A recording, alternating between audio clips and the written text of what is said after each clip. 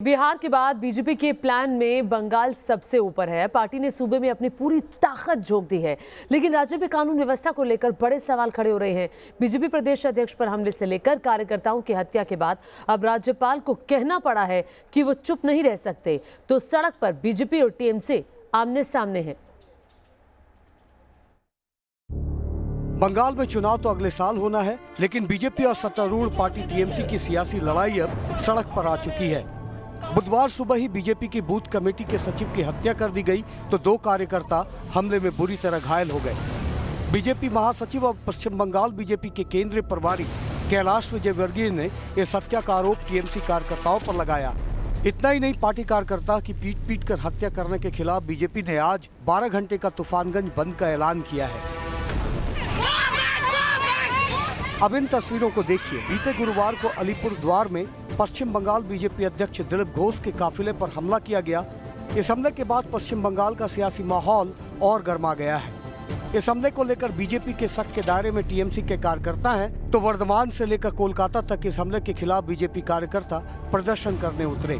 BJP के मुताबिक अभी तक बंगाल में 120 से ज्यादा पार्टी कार्यकर्ताओं की हत्या हो चुकी है, जबकि कई कार्यकर्ताओं को जेल में बंद कर दिया गया है। बीजेपी की दावों की माने तो इस साल जनवरी से 11 सितंबर तक राज्य भर में कम से कम 14 बीजेपी पदाधिकारियों और कार्यकर्ताओं की हत्या हुई है। सितंबर में 2 बीजेपी कार्यकर्ताओं की हत्या हुई, जबकि बीजेपी महिला मोर्चा की एक नेता गंभीर रूप से घायल हो गई।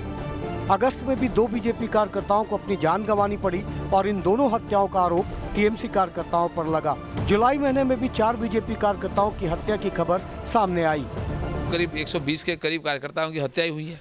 हजारों केस, 28,000 केस चल रहे, लाखों की ज़्यादा कार्यकर्ता इससे पीड़ित हैं। जेल में हजारों लोग हैं, घर से बाहर है पुलिस के अत्याचार के कारण। तो इस परिस्थिति में हम लोग फिर भी पूरा हौसला बनाकर लड़ाई किया। दीदी के शासन के अंदर हुआ है। बंगाल दौरे के दौरान केंद्रीय गृह मंत्री अमित शाह बंगाल में बीजेपी कार्यकर्ताओं की हत्या पर चिंता जता चुके हैं, तो पीएम नरेंद्र मोदी ने भी बंगाल में बीजेपी कार्यकर्ताओं की हत्या पर चिंता व्यक्त की थी। साथियों, जो लोग लोकतांत्रिक तरीके से हमारा मुकाबला नहीं कर पा रहे हैं, हमें चुनौती नहीं दे पा रहे हैं,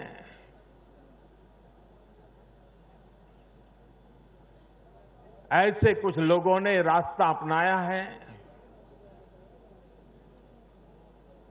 भारत के कार्यकर्ताओं की हत्या करने का। देश के कुछ हिस्सों में उनको लगता है कि भारतीय जनता पार्टी के कार्यकर्ताओं को मौत के घाट उतार करके वे अपने मंसूबे पूरे कर लेंगे। मैं उन सब से आग्रहपूर्वक समझाने का प्रयास भी करता हूं। मुझे चेतावनी देने की जरूरत नहीं है, क्योंकि वो काम जनता जनार्दन करेगी। राज्य में बढ़ती चुनावी हिंसा के बाद अब सूबे के राज्यपाल को आगे आना पड़ा है। उन्होंने कहा है कि बंगाल में जो लोग ये सोचते हैं कि चुनाव निष्पक्ष नहीं हो सकते, उन्हें ये सोच बदलनी पड़ेगी। मैं पश्चिम बंगाल की जनता की सेवा करने के लिए कटिबद्ध हूँ और मैं किसी भी परिस्थिति में जनता को हताश नहीं होने दूंगा कि यहाँ निष्पक्ष चुनाव नहीं हो सकते, नहीं होने दूंगा। जो कुछ करना पड़ेगा, आपका राज्यपाल आपके प्रथम सेवक की हैसियत से वो सब कदम उठाएगा जो इसके लिए आवश्यक है।